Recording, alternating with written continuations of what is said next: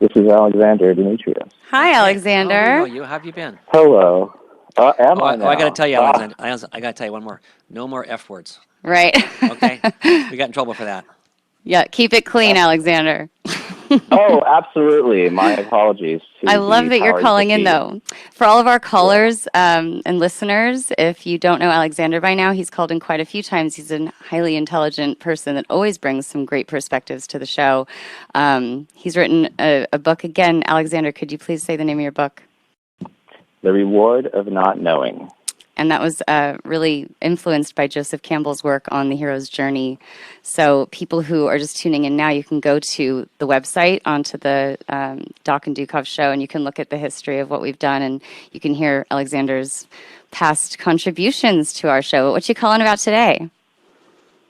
I wanted to contribute Carl Jung's idea of the reason for attraction to our counterparts.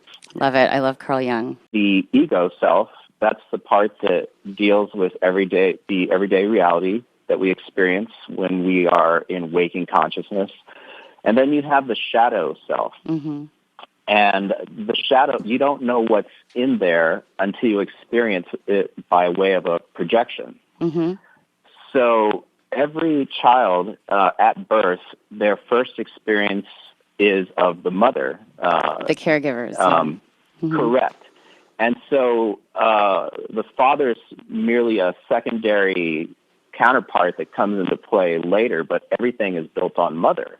Mm. And so that becomes the basis for what the male is going to find attractive.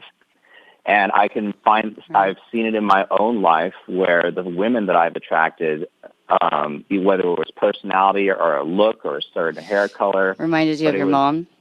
Oh, totally. Mm. And I'll never forget, I had the opportunity to speak to a couple that was married 55 years.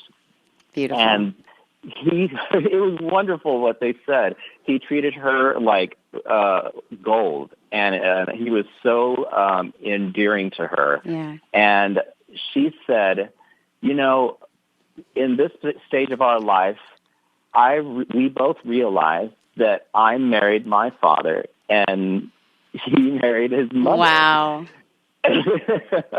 Wow, I'd be really interested to see in a research study of anybody married over 50 years that has that kind of success story, if they also feel the same way. That'd be really interesting. You know, I think it's also interesting. Sometimes you see people that married for a long time, and they look exactly the same. Yeah, they get to look like each other. You know, and people and their dogs also. That's and their dogs, yeah. I think what we're talking about here is why we are attracted to things, to people, to other essences that walk around in life, you know.